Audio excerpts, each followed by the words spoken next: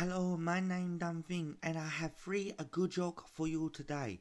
Do you want to hear a good joke? Phing, what are you doing? I'm telling good joke for these people. We haven't even started the show yet. What do you mean not start show? I mean, we haven't even played the intro music. I haven't even talked about Facebook under 18s, and you just go off on your jokes. Go in the back and wait until I call you out. Sorry about this, guys. Let's start the show properly. Hi, I'm Kumar Sangakkara and you're watching The newest and hottest cricket simulation podcast on the World Wide Web, FTP Weekly, with your host, Leon Stewart. Good morning, afternoon, and evening, FTPers. As Glenn Muscat rudely pointed out, this is the first show in 17 days, and we're making this a blockbuster. Firstly, straight off the bat, hot off the press, this has only been for about 3 hours now. We're welcoming our newest two admins, and I could be lazy and just say welcome Camerons, but I'll actually put some effort into the show this week. So ladies and gentlemen, welcome Cameron Jones and Cameron Payne to the FTP Facebook group admin team. Congratulations. And Cameron Payne is actually going to be assisting me in delivering great news, which means that for the first time ever, FTP Weekly will have some great news. Now, moving right along, we want to talk about the Facebook under 18s and what an exciting Division 1 it turned out to be. The Challengers ICT were facing the Shirebrook Cricket Club second 11, and the Southern Scorpions facing the winless and faceless Arpits 11. The Southern Scorpions needed to thrash Arpits 11 and hope for a close result between Shirebrook Cricket Club's second 11 and Challengers ICT. That actually did happen. The Challengers ICT got away with a 25-run win, and the Southern Scorpions did chase down Arpits 11's total, but unfortunately it was not good enough. And congratulations to Kevin Matthews and the Challengers ICT for the fourth time that we've had champions in 4 seasons of FTP Weekly. So congratulations, Challengers ICT. They join the honour roll there. So while we're on the Facebook under 18s, I actually have just worked out our best 11 players. Now the way I did this is I try to keep guys in their positions as best as I possibly can while taking into effect their performances, and there are a couple of shock omissions, so apologies to the teams whose players missed out. But this is what I believe was the best lineup possible. So the openers were Omar Kumbla from Creative Bulls and Kairi Fatal from Shirebrook Cricket Club second 11. And Creative Bulls featuring heavily in the batting lineup, with Dean Joyce taking the number 3 spot and Upendra Gondolaya taking the 4th batting spot. Rudy Rudolph was in 5th position from the Maximus Warriors. That wraps up the batsmen, with Tariq Rashid, the Southern Scorpions ACC all-rounder and leading wicket taker of the series, taking 6th spot. I've decided to include a wicket keeper purely for wicket keeping, so congratulations Leyland Macahone from Challengers ICT in 7th position. He got the most wicket dismissals for wicketkeeper. Shane Mailer from the Southern Scorpions ACC comes in as our right fast medium. Dixon Masakatsa from Arpits 11. Dinny Manal, the left fast from Challengers ICT, and the medium pace Mahendra Guljar from Challengers ICT. Unfortunately, Aaron Jones, who was the 3rd leading wicket taker, was also a right fast medium with Shane Mailer, so I've named him our 12th man. Congratulations to all the players that were selected and all the teams involved in that. Now, ladies and gentlemen, he's in a rush to get this segment on. He was fantastic 2.5 weeks ago. So welcome back, ladies and gentlemen, self-proclaimed comedy with phing. Oh yes, hello Leon. how are you today? We've already established this dumb thing. I'm very good. You cut in at the start of the show. Let's get this moving. We're running out of time. Oh, very sorry, Leon. I start very good joke for you. What is brown and sticky? A brown stick? You always ruin my punchline. I have good joke, good punchline. You ruin. Why you ruin? You check internet, don't you? No, I didn't check internet. I bet you checked the internet. Not the point. You don't ruin punchline. I tell next two jokes. You not ruin punchline. Otherwise, I not ask you next week, okay? Second joke.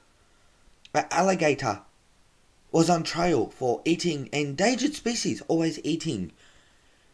It was never proven, but these are serious allegations. This is where you laughed, Leon. Leon, you there?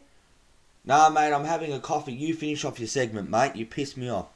Oh, you a very nasty man, Leon. Anyway, I give these people what they want. Third good joke. Why did Mozart play his music backwards after he died? Because he became a decomposer. That's not too bad, dumping. That's pretty sick, but it's not bad. Ladies and gentlemen, I'm emphasising this part. Self-proclaimed comedy with dumb thing.